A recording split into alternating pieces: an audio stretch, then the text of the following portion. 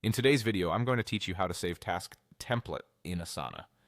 By the end, you'll know how to turn a well-built task into a reusable template and how to quickly create new tasks from that template inside your project.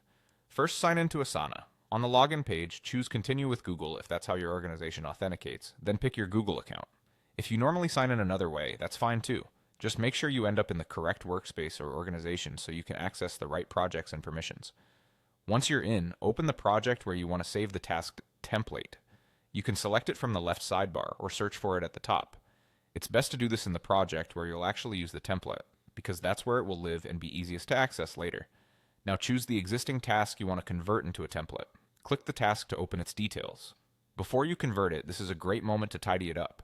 Give it a clear title, add a thorough description, include subtasks, set relevant custom fields, and remove any one-off details like old dates or names that shouldn't be in every new copy.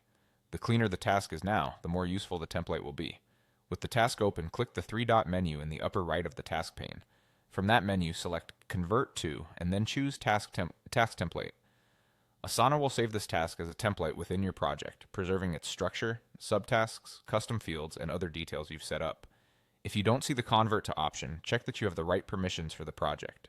To use your new task template, head back to your project's task list. Next to the Add Task button, click the More Actions button. Hover over Task in that menu to reveal your available task templates. You'll see the template you just created in the list.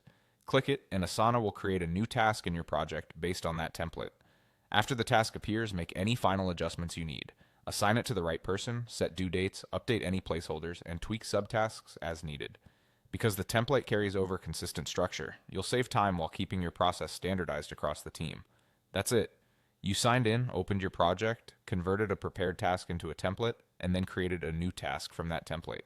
Use this approach to capture your best practices and repeat them reliably every time.